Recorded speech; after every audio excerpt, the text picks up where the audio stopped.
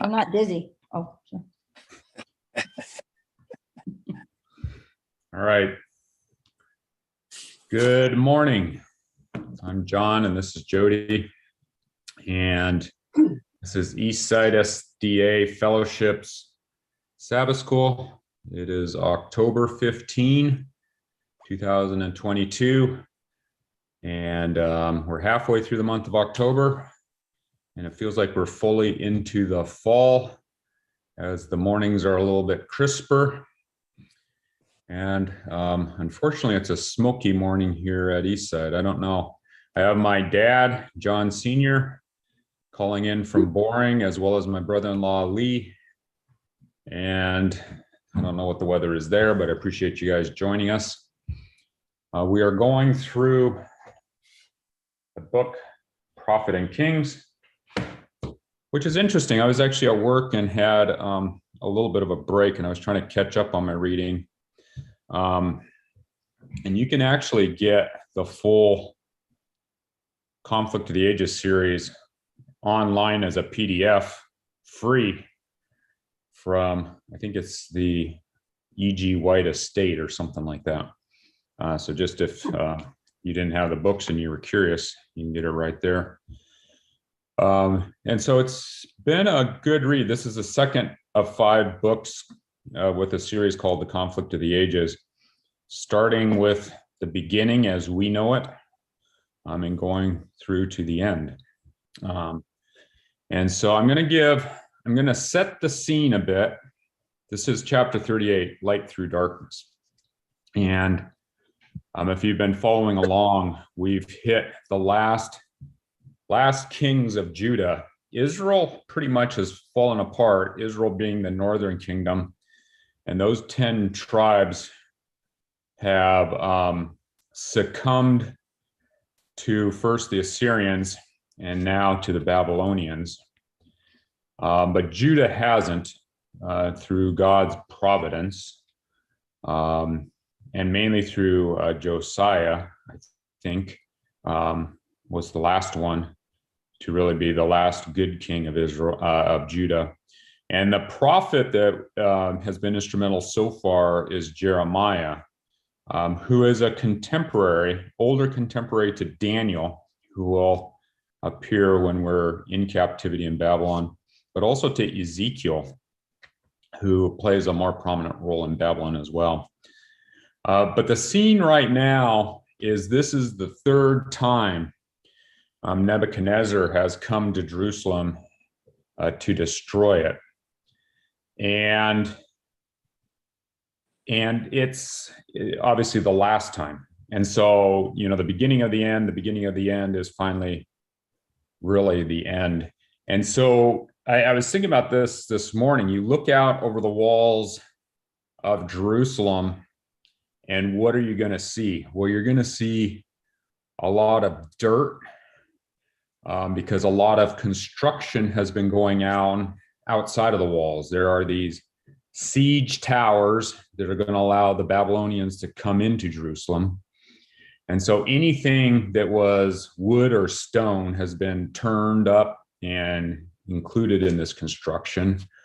Anything that was green other than the wood, I guess, has been trampled. And I mean, last time, or the first time, through God's providence, Jerusalem was saved. It was 180,000 people were wiped out. And so I'm assuming there's around 200,000 people outside of this city that is, there's tents, there's people, there's fires, there's animals. And it's not the beautiful city of Zion that we have seen before, and we certainly see afterwards. You hear about Jesus looking out at the city and the temple, and it's white and it looks golden in the light. And this is after, Solomon's temple is destroyed and rebuilt. And so this is the scene that we set. And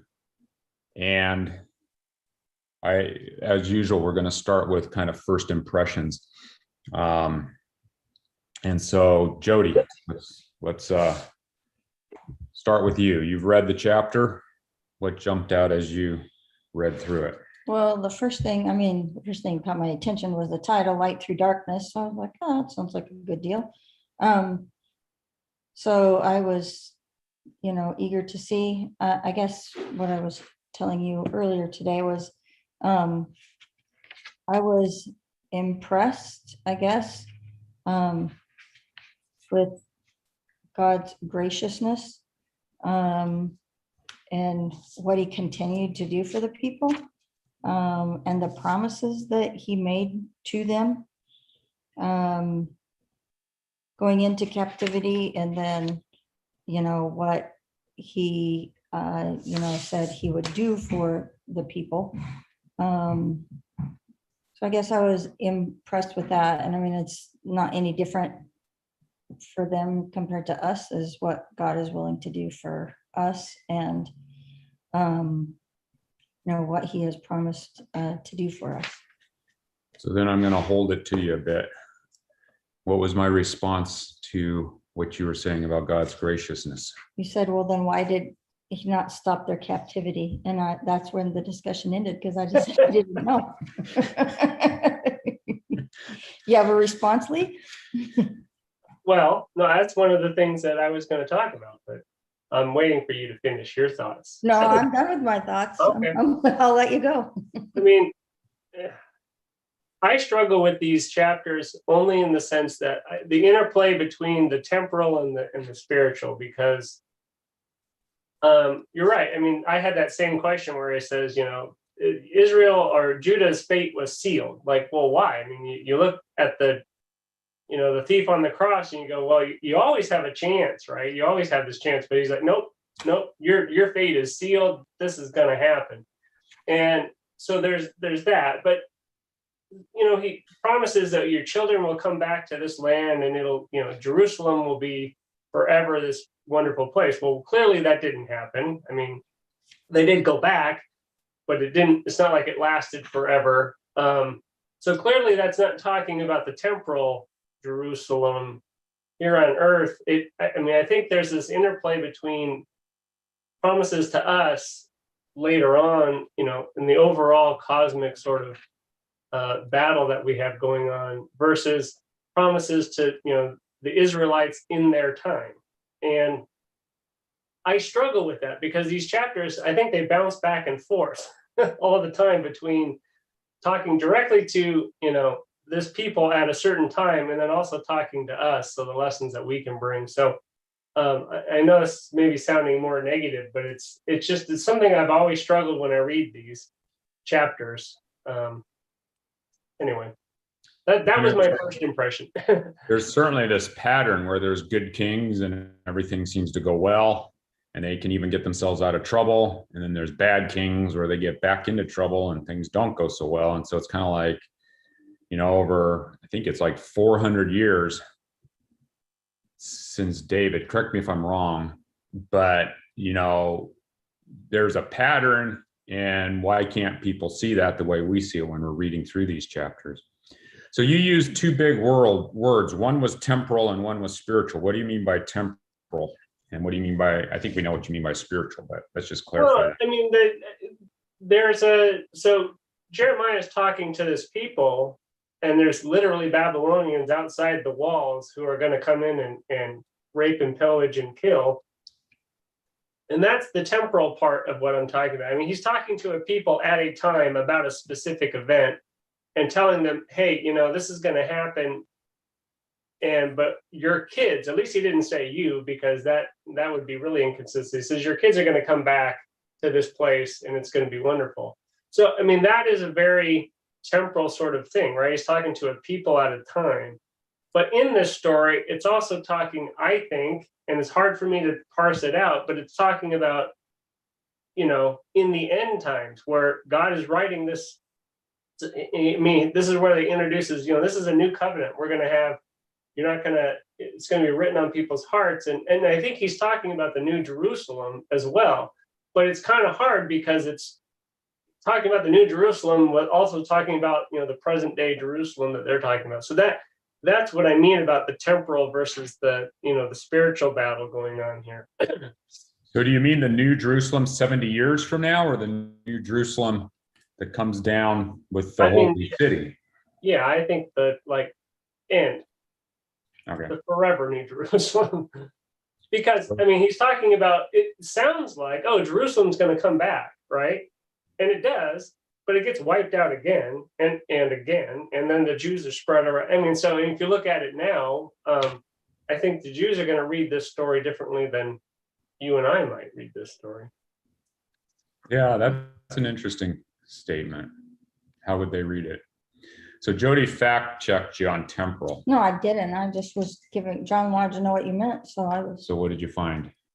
oh, it said relating to time, that specific time, or relating to worldly as opposed to spiritual affairs, so meaning secular.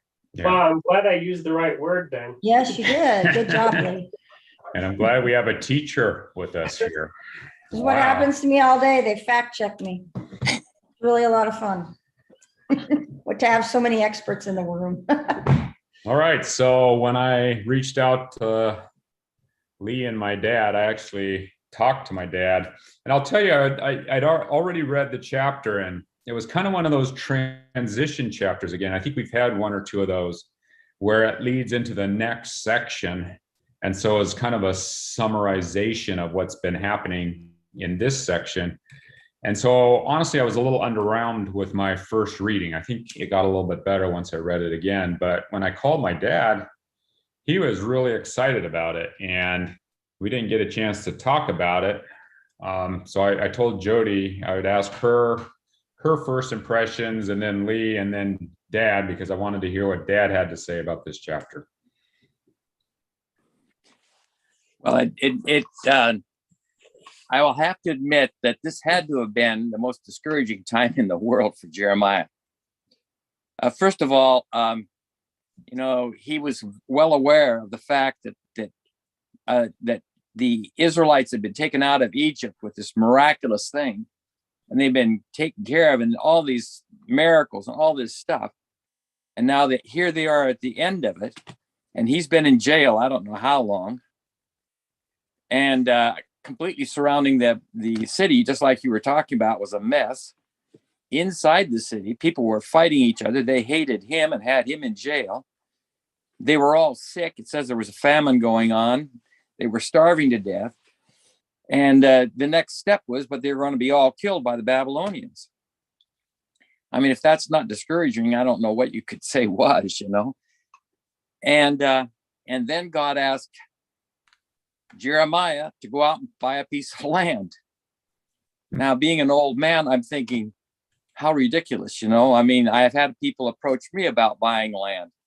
And my response is, for what reason, I mean, and certainly you would think, well, why was Jeremiah buying land? I mean, he was in jail. He couldn't even go out to the land. The land he bought was clear, already being controlled by others. And yet he went through it. And then it says, Ellen White says, that he then became very discouraged.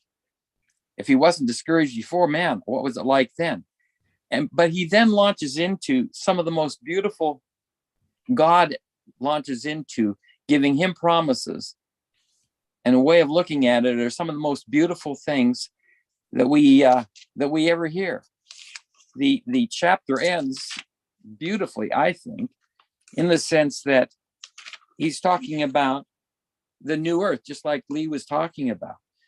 And, it says, and in those days, I will put my law in their inward parts, write it on their hearts, and will be their God, and they will be my people. They shall teach no more every man his neighbor. In other words, we don't have to go around telling people about anything. They already know it.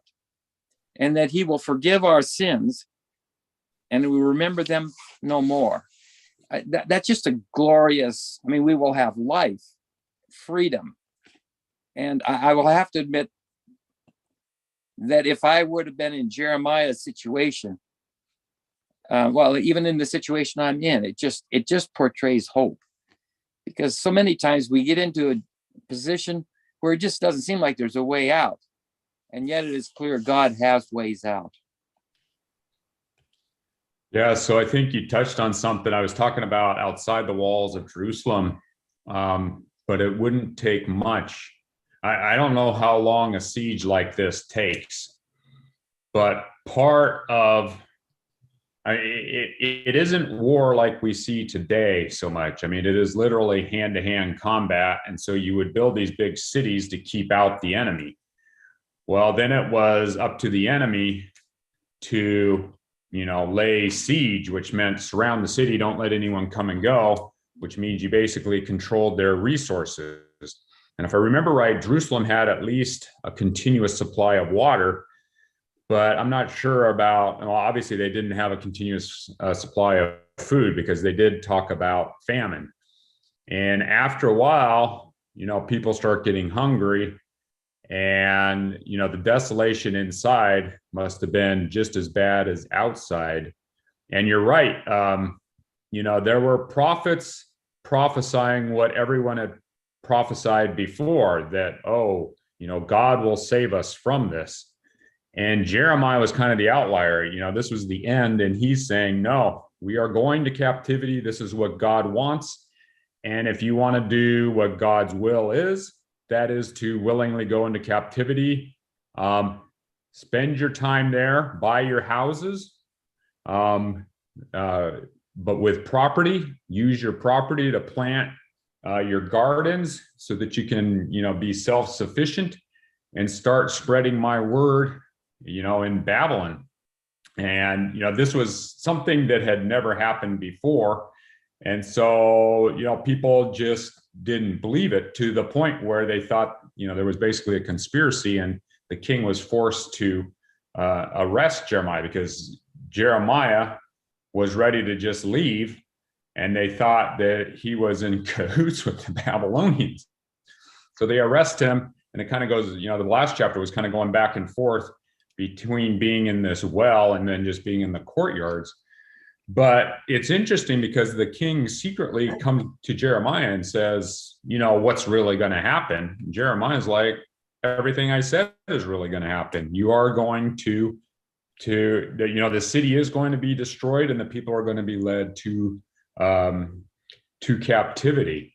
And then it's in the midst of this that Jeremiah himself gets discouraged. And I think that's on page, I want to say 471. Yeah. And it's interesting because Jeremiah has been a faithful prophet to God. And I think there's some things to be learned by this. It's not impossible for a faithful prophet of God to become discouraged. And he does become discouraged. And so just like the king came to him, well, he turns to his king or God, and God tells him, and I like this quote, it's on 472, Jeremiah 471, sorry. Jeremiah prays to God, and God graciously answers his prayer. And he says, behold, I am the Lord, the God of all flesh. Is there anything too hard for me? And I thought that was amazing. Is there anything too hard for God? And I mean, the easy answer is no. There's nothing too hard for God. But then it's in this context that God and Jeremiah do another acted parable. And the last chapter actually had several of these acted parables, because I can see how outside the walls of Jerusalem, inside the walls of Jerusalem are going to look a lot like Eastern Ukraine. And at least the pictures that we see, I don't know that the whole place looks like the pictures we see, and I've never been there. And it's not a statement about the Ukrainians or the Russians, but we're talking about a place that's involved in active war. And God's saying, okay, I want to show the people what I mean by I will bring everyone back in 70 years. I want you to go buy a piece of property in Anathoth. And I think Anathoth is just outside Jerusalem. and is the hometown of Jeremiah.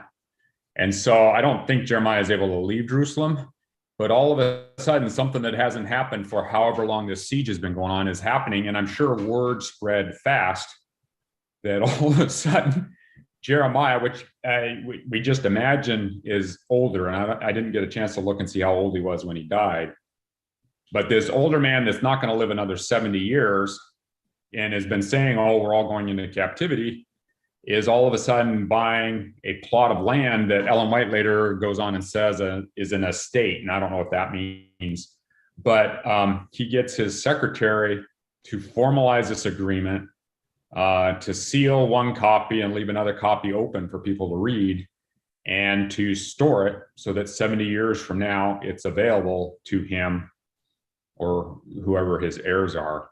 And I mean, really, it seems like it'd be, I guess, like your pastor, Dad, saying, you know, things are going to work out in the Ukraine.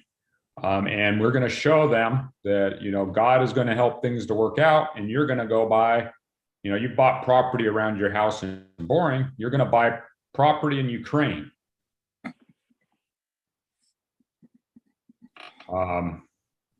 It's unfathomable in many ways. But at the same time, God is saying, is there anything too hard for me? So, Now, just a tidbit that's kind of interesting, and that is Baruch, who was the secretary, I don't know whether that's where you pronounce his name, to Jeremiah. We actually know he existed because his ring has been found. And if you look at Biblical Archaeological Review, they reported on it that there's no question he was in existence and at about this time. Interesting. So a couple things on my second reading that jumped out at me that I want to talk about is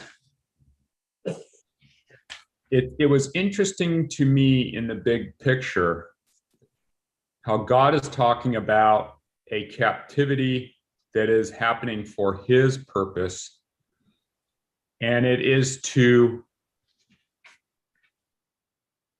accomplish a lesson of obedience with the Israelites. And then it's this return from captivity that he mentions 4 or 5 times. And I didn't pick it up the first time, but it was interesting. A lot of the reason for the captivity was the sin of Israel. And the sin often had to do with obedience to God. And the word we use for a turning away from sin or returning from sin, I'll tweak it just a little bit, is repentance. And I think it wasn't until the end of the chapter when I was thinking about it, it's interesting how this is being played out in almost another acted parable, but instead of, you know, Jeremiah with the officials, it's God with the Israelites from Judah. And it's maybe a lesson to us where true repentance is truly in the hands of God. But there is a lesson for us. And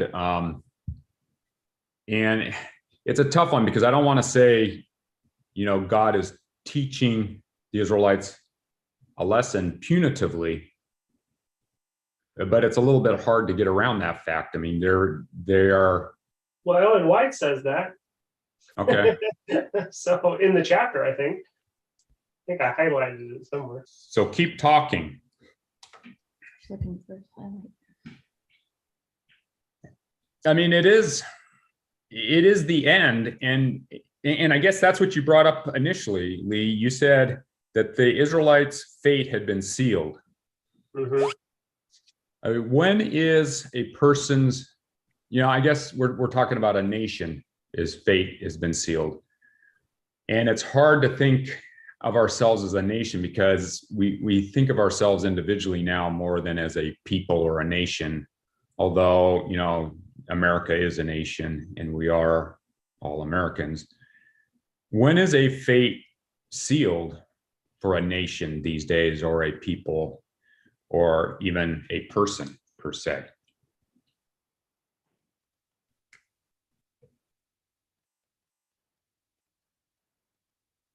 Or is that too deep? No, there was a lot of questions. I thought it was one question. When is a fate sealed? I don't know, John. I think that in a sense, this was the end of the temple, and this was the end of Jerusalem as it was at that time. And I have frequently thought about, I wonder what would have happened if they would have surrendered. Then King David's palace and the temple that was there, Solomon's temple, could still be in existence now.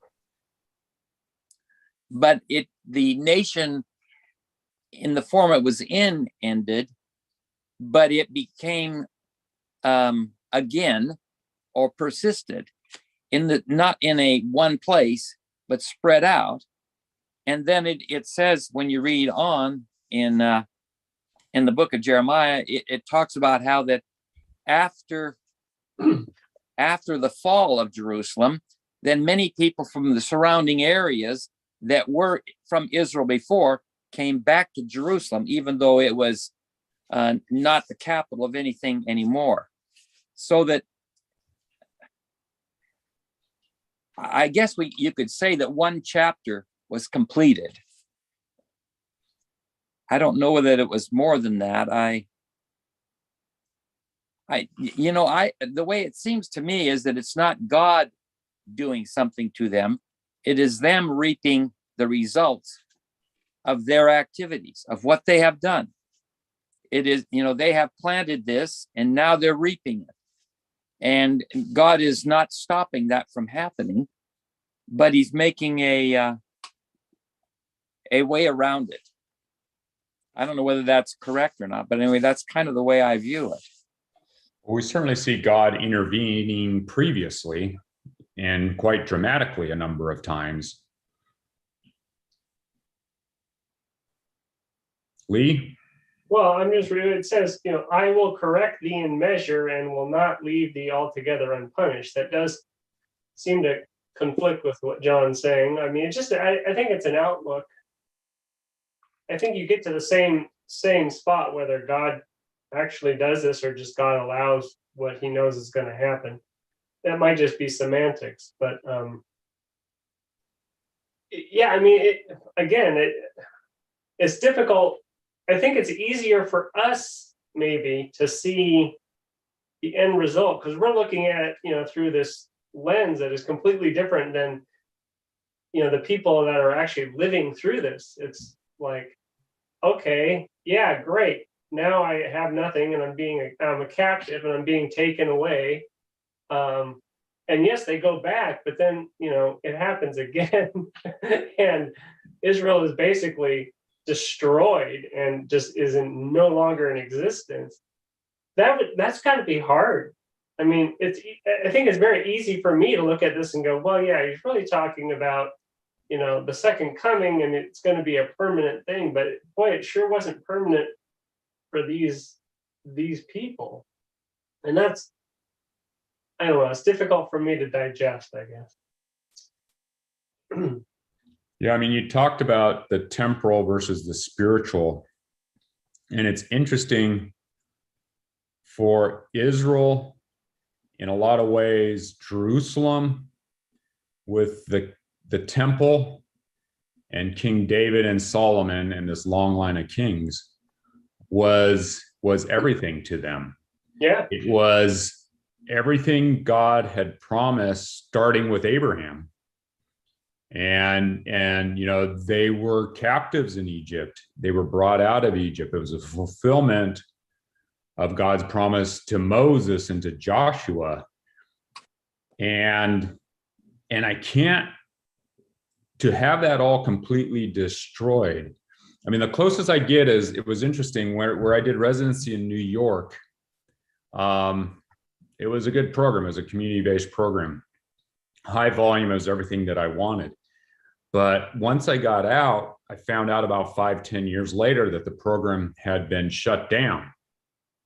And, at that point, it shouldn't matter because I'm a surgeon, I'm fully in practice, and it's nothing to me whether that program's up and going or not, but it is a loss to some degree because it wasn't able to sustain itself and keep going, and that's a very small thing. And if you were Jewish from Jerusalem, and part of the nation of Israel, to have your capital city with the temporal kingdom with David and his lineage, still in existence, but soon not to be.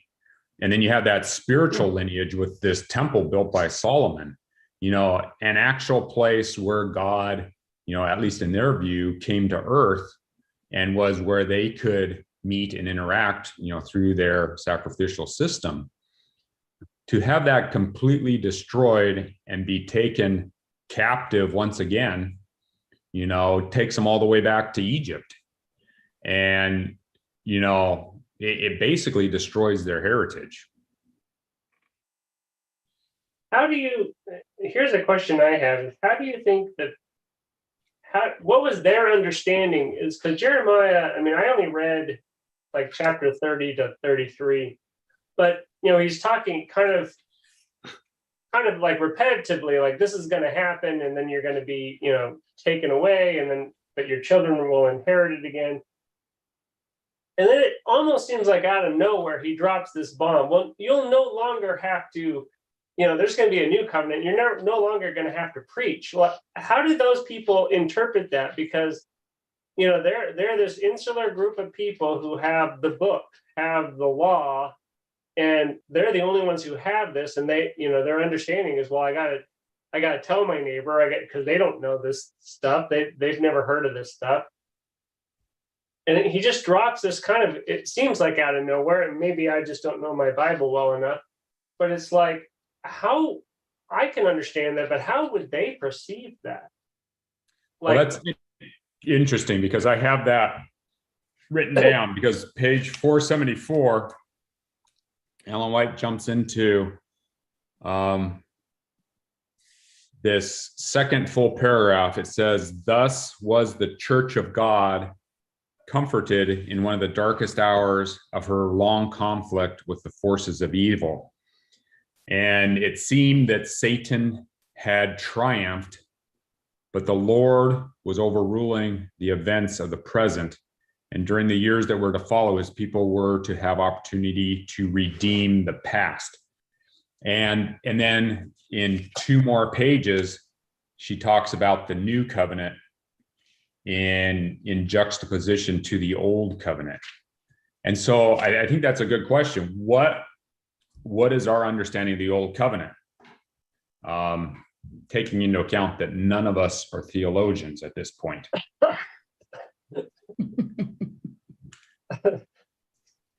And then obviously, what is the new covenant? John, you brought up a bunch of different questions here that are, I've been reading a book by Trevor Noah, and he's talking about groups of people, and the blacks, they had a heritage.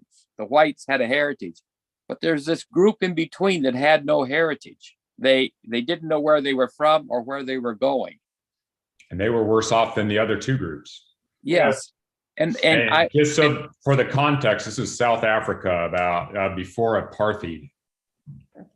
And I don't have any way of really understanding that, because you just got for me ancestry, and I find out that I am from where I thought I was, in Europe. And I'm thinking, see, there's no way I can resonate with that. And it's the same thing with that first covenant. That first covenant, in so many ways, I can't say it any other way. It seems strange to me. This killing of animals and stuff. Yes, I know there's a philosophy behind it, but in a sense, to me, it's hard for me to quite grasp. The idea of going out and killing my dog, for instance, for some sins I have, or whatever animal is close to me, just seems bizarre to me. I don't. And so I don't know how to say it any other way, except for it's hard for me to grasp that but I suspect it was very hard for them also, just like you said, to grasp how they could be this free, how they could be, everybody could know what they know, you know? Yeah, I mean, I think it's just the opposite. For us, it's very, like you're saying, well, okay, these sacrifices are pointing to something else, Christ's sacrifice. But at the time, to the way I look at the old covenant is basically, here's my laws, follow them. And I mean, God had to know there's no way these people could do this, right? And so this is going to fail. I mean, it's setting up for failure. Whereas they cannot, I can't see how they would see how we can look at the new covenant. Like, that's just mind blowing. Like, what do you mean that's going to be on their heart? That doesn't make any sense to me. I could see this poor shepherd in Jerusalem going, what you're saying is nonsense. Well, I think it's just the same as what we're saying about, if you don't know it, you can't comprehend it because you have no context in which to, So for us, what John is saying is like, oh, well, we don't understand how you could just go out and kill animals for what you've done. And then they're saying, how could this be? And I wonder how many other things where we are just lost in translation because we just have no context, no experience in that. Well, let's break it down a bit. So I think deconstruction is a big thing in all areas of life at this point to some degree. So my understanding of the old covenant is that it kind of started with Abraham, right? Yeah. And where did Abraham come from? Chaldea, which from my understanding is basically where Babylon is. And so way back in the earliest of times, God calls Abraham, and for whatever reason, we don't really have any reason to know why for sure, but he calls him out away from friends and family to a promised land. And then also promised him, again, an old man with an old wife to become a great nation. That, it goes back to, is there anything too hard for me? That's God speaking. And so I see the old covenant as twofold. And if Sam wants to jump in and add anything more to this, he's the theologian in the group. But it was a promise of a place, and it was a promise of a people that honestly Abraham never really saw, even though he was the father of faith and in many ways failed at that even. But there was Isaac, and there was Jacob and Esau, an interesting combination there. And eventually there was a people that was taken into captivity in Egypt, away from the place that God brought back to the place, the promised land, through Moses and Joshua, which is actually really literally when God's law per se is written down so people can actually refer to it. I mean, up until then, I guess it's mostly just an oral tradition. And honestly, that's when the sacrificial system was set up. And so you have God's people living among pagan people. And this is a different God, a God that's willing to have a relationship and take care of you as opposed to punishing you. But at the same time, I mean, you could argue they're at a point now where they're being punished because they aren't obeying their God. But, there's certainly a sacrificial system is the first time that I can see where it's pointing towards Jesus and possibly this new covenant. And so I don't know, does that help the situation or just make it worse? I mean, there's a system in place that separates them from the pagans surrounding them and is actually appealing to the pagans because they are often interested in having a relationship with this God and becoming part of this people. Now, not obviously all the pagans, but at the same time, the Israelites aren't aren't in love with this God enough to stay with him. They're constantly straying and doing what the pagans want to do, which I think we can see today, even with this new covenant. I mean, we don't need a sacrificial system. We have God of love that has sent his son to show us what he is like. And that son ultimately has accomplished what needed to be accomplished at the fall, and that was a forgiveness of sins, because the sacrificial system was just a symbol of that forgiveness of sins. Jesus's death on the cross was an actual death that was the ultimate forgiveness of sins. And then he took the next step as well and rose again from the dead, which conquered the eternal results of that sin. And so that's where I think it's just amazing, where he talks about this new covenant. And that's on page 476. And I wish this would just jump out at me, but it's the new covenant. But it goes back to that statement that my dad made, where the law is now on the hearts of the people and in their minds. And I think all along, that's what God wanted, was a relationship with people, enough so that we didn't have to have things written down. We would just know what was right and what was wrong. And then more importantly, we would do what was right and what was wrong. And I mentioned earlier, what was the lesson of obedience? And I don't know, I still don't have a good answer. I think it may have to do with this, old covenant becoming the new covenant, and Israel first and foremost, not obeying God and following their own set of rules, but then secondly, not reaching out to others to bring them in to this new way of life that they were fortunate enough to have. Now, I've talked way too much. John, let me okay, let's look at the law that they're talking about here. Okay, the law that I'm aware of says, number one, respect for God and that there is no other God. That's going to change things quite a bit right there. That means you're not going to have to be sacrificing your children or sacrificing anything or giving anything to other gods, which was a common problem. But the rest of them really have to do with rather straightforward things. Don't kill people.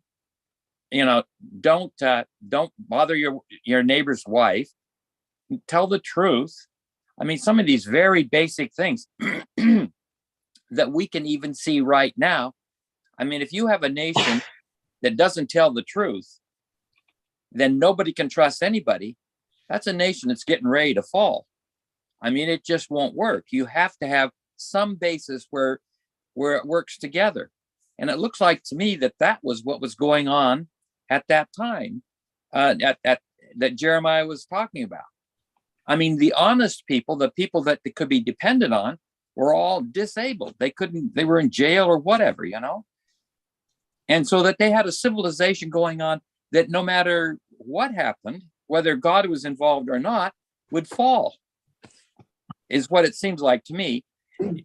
The law is not the law I read is not really some magical thing. It's just a way for people to get along with each other and respect for God. When Jeremiah talks about this, I think one of the things that struck me, and this is in Jeremiah 31, is when he talks about it, he talks about that proverb, and this verse 29, John, if you're trying to get there. I like what he says, the people will no longer quote this proverb. The parents have eaten sour grapes, but their children's mouth will pucker at the taste. And that was their system was, well, the children are suffering from the sins of the father, right? I mean, that was always, how things were perceived. And I like where Jeremiah is saying, it's going to be, now it's an individual thing. It's not your father's, it's not the community. It's, if you have sour grapes, you're going to pucker. It's not your children. It becomes an individual promise more than a corporate promise. And I mean, at least that's what struck me. Maybe I'm reading this incorrectly, but I'm not sure how well that they would understand that, because as Jody was saying, is for them, the context is like, I don't understand what you're talking about. But I mean, I like that because it's more of an individual process more than a corporate process. At least that's how I read that. Yeah, but until that transition happened, again, not to keep saying the same thing, but there's no way they could have understood that, because everything was a corporate thing that happened. And now we don't view everything as a corporate thing. It's all, Yeah, that's what I'm saying. For us, is I think it's easier, because for them, I mean, they're talking about the people of Israel, the people of Judah, right? I mean, that's a thing. We see it as, well, yeah, but that's not really what we're talking about. We're talking about God's people, and that's more of a universal concept. Well, yeah, to them, a universal concept of that, I mean, had to be like talking about space aliens. yeah, I mean, our culture now is each man for himself.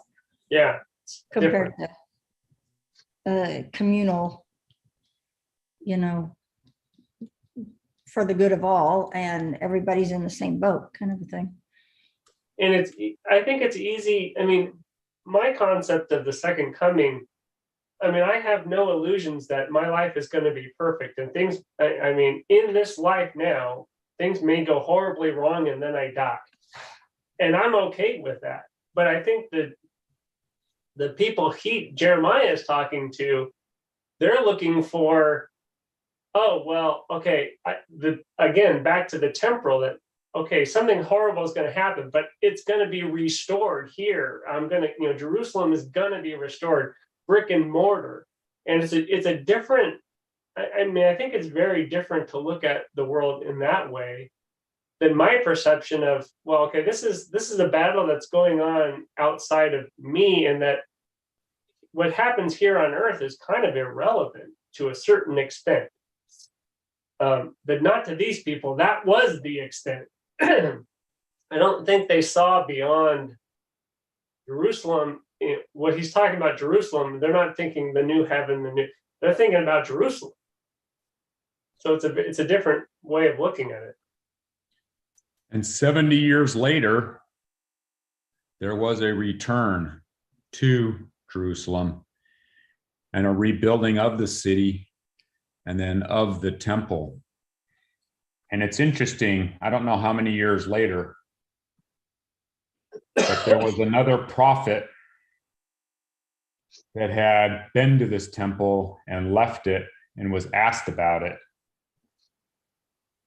And then was asked, that prophesied that this temple will one day fall as well. I tell you the truth, not one stone here will be left on another, and everyone will be thrown down. And so then they say, tell us, when will this happen? And the people around this prophet, when will this happen? And he answers, watch out that no one deceives you. For many will come claiming that they are me, and this will deceive many. And then more importantly to us now, you will hear of wars and rumors of wars. Has that happened lately? Anyone? But see that you're not alarmed, because such things must happen, but the end is still to come. And one nation will rise against another, and one kingdom against another. So we've seen that. There will be famines. That seems to be constantly the case. You just don't hear about it because of all the wars and earthquakes we see. And all of these are the beginnings. And then Jesus goes on to say a whole bunch of other stuff. This is all in Matthew 24. So how does this apply to us? I guess is what I'm getting at. Lee, I think you are already heading that way. Is our new covenant the same new covenant that we've been talking about? And if so, are we being obedient, or do we need lessons of obedience still? I think we always need lessons of obedience because we have a short memory. like we, think we have something and then we go off again and then we have to get redirected. And I mean, you can look at past history or personal history or any kind of history, and you can see that we're not very good at staying in the path. John, I think that's the last part of this chapter. It just reached out to me, though, and that is that I mean, this had to look really bleak to Jeremiah. There are many people that think that what's going on right now really looks bad. I mean, can you imagine living in Ukraine right now, where you don't know when you're going to be blown up? I mean, nobody has any idea what's going to happen next. And there's no food, no electricity. I mean, they're in desperate shape. But I think that what we are promised in Revelation is that if we hang on to God and if we follow his directions, we will be saved. And that life will be better for us. The fruits of the Spirit are not, getting drowned, all that. No, the fruits of the Spirit are happiness, peace, love. Those are the things that we can expect by following him. And I think that's good news now, just like it was good news then. But it seems like to me that we have an advantage, that we have seen Christ. And Peter talks about this, and Paul talks about this. He says, look, I saw Christ. I have felt him. I've held him. There's 500 people around here who have seen him. They're still alive. Go talk to them. He was dead, no question about it. He's alive. Is he different? Yes, he's different. But he has shown that this can be done. And now he's going to do it for all of his followers. And it seems like to me that's good news, I don't know how to say it any other way. It just seems like, and this is what Jeremiah is getting at. I mean, some of the same things are quoted by Christ. And so Jeremiah is just pointing us forward to the best of his ability. I'm sure sitting in that, wherever he was. And I'm sure there was Baruch that was writing this stuff down for him. It must have been grim. But we have much more hope than that because we have seen it happen, We have evidence that Moses was dead, buried, and is alive.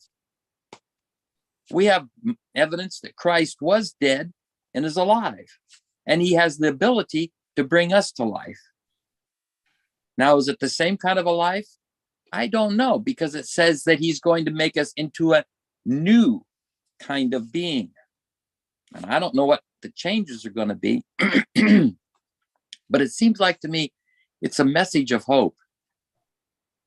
All we have to do, though, is just believe him, trust him. We don't have to get out there and, put this stuff together. All we have to do is just say, treat each other well and respect him, which seems easy at the beginning.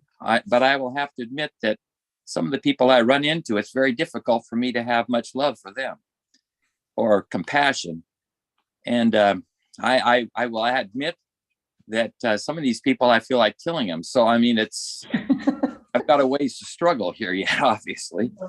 It seems to me like the new covenant, I mean, I take it maybe a little, and maybe I'm wrong, which is quite often the case, but it seems like we shouldn't be looking so much. I mean, I think the people that Jeremiah is talking to are looking very myopically at what's happening. And I remember, John and Jody, you guys are the same age as me. I remember being in church in the 70s where they're pointing at, well, look what's happening. Israel is, under siege and they're fighting east and west. Clearly the Lord is coming because of all these signs. Look at what's going on around you. He's going to come during, my lifetime. Well, I think that message is was inaccurate, and I think it's a disservice. I think we need to keep looking ahead. That the things that are happening here. I mean, if you lived in Dresden during the bombings, or Japan during, I mean, it was basically firebombed and burned down in Tokyo, and Syria just several years ago, and still now is just an absolute mess. If you lived in any of these places, how could you not say this is the end times? Because it, quite frankly, might be the end times for you, right? I mean, if you're living in Ukraine right now, there's a good chance you might end up being killed by this conflict. So, I mean, and maybe this is just trite, but I mean, looking at what's going on in this world, I don't think is necessarily helpful. If we can hold on to the promise that the Lord is coming, and that if we can try to hold on to that new covenant, looking at what's going on and me buying some property out in Eastern Washington for the time of trouble, I'm not sure is helpful. Right. So Dad's had some closing remarks. Lee's had some closing remarks. Jody?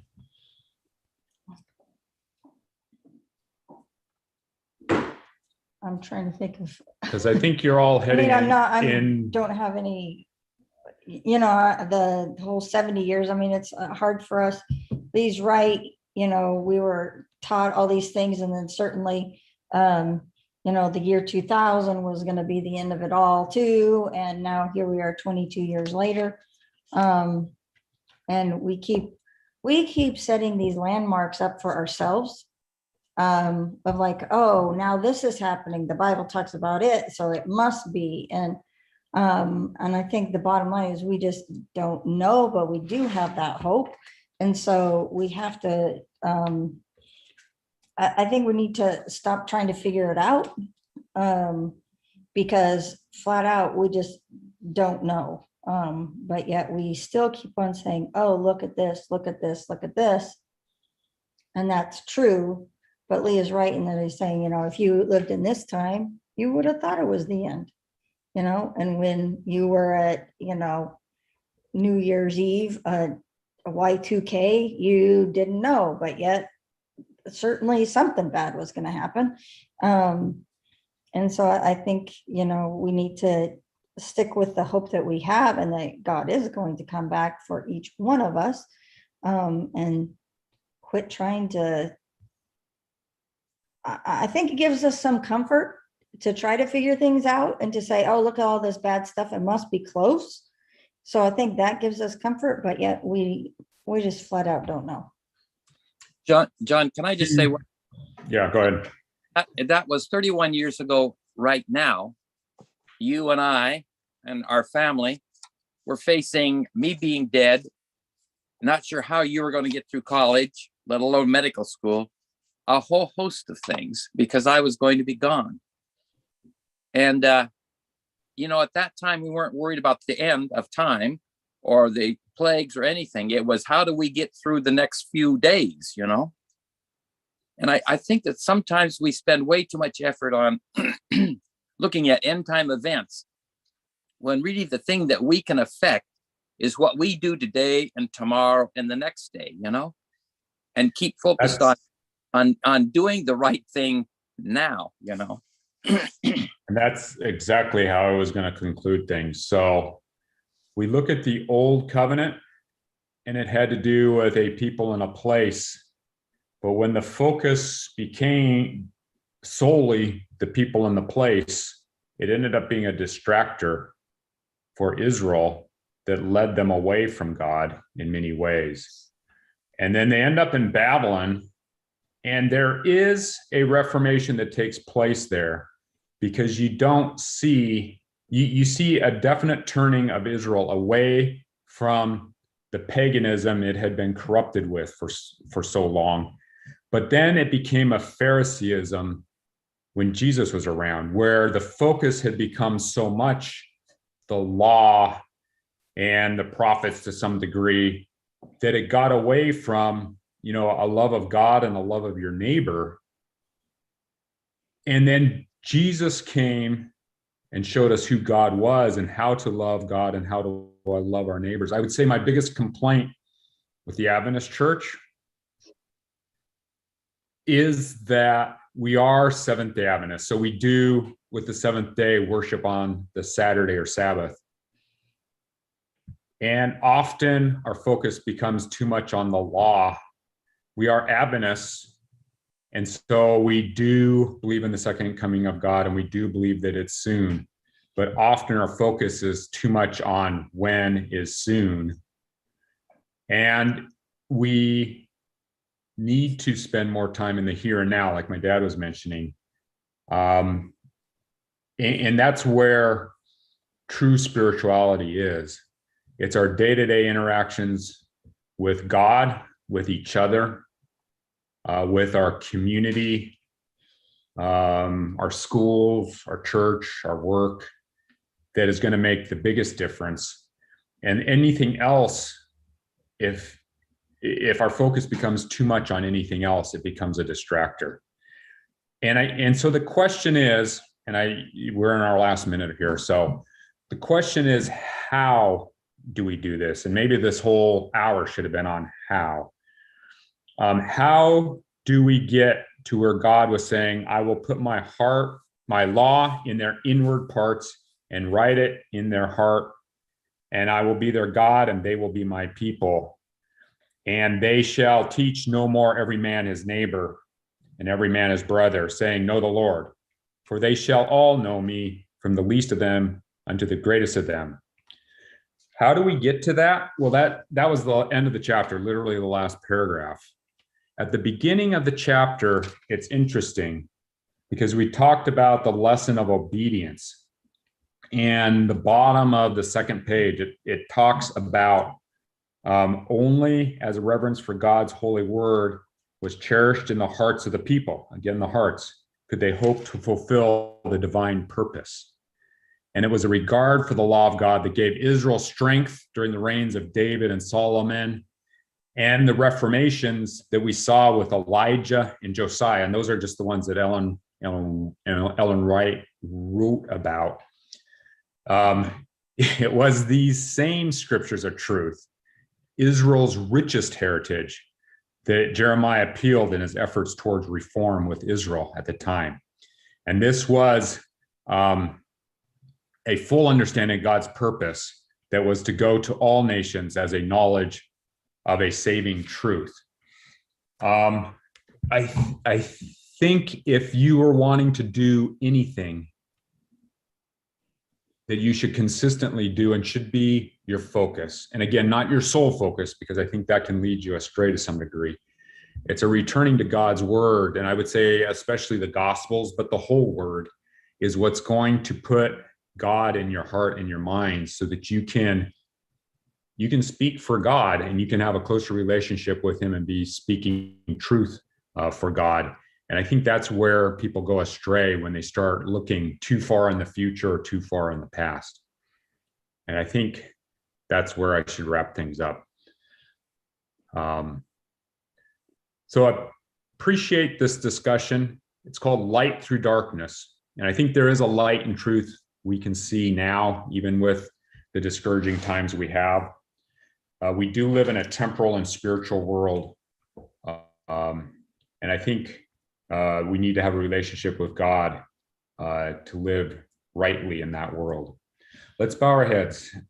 Dear Heavenly Father, thank you for the acted parable you have given us with Israel, bringing them out of Egypt and bringing them to Egypt, and then bringing them out of Egypt, and then bringing them to the promised land, and then into captivity, but then once again out of captivity. Forgive us for our sins and anything that separates us from you.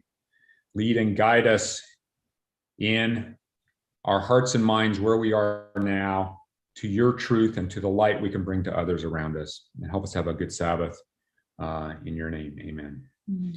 So there will be a service, Eastside Seventh-day Adventist Fellowship, 11:15. So I invite you to participate in that online, and look for you to continue to follow us in Sabbath school with patriarchs and prophets. We're heading to a new section called In the Land of the Heathen. So a little bit of commentary on what happens in Babylon. So thanks, Dad. I know you signed off, and thanks, Lee. Appreciate you helping out. And see you guys Yeah, he's out of here. in a couple weeks. Bye. Well, our church is starting at 10 now, so he might be Oh, heading up. Oh, I'm He's gonna lose hustling. my support staff. All right, see you guys. bye.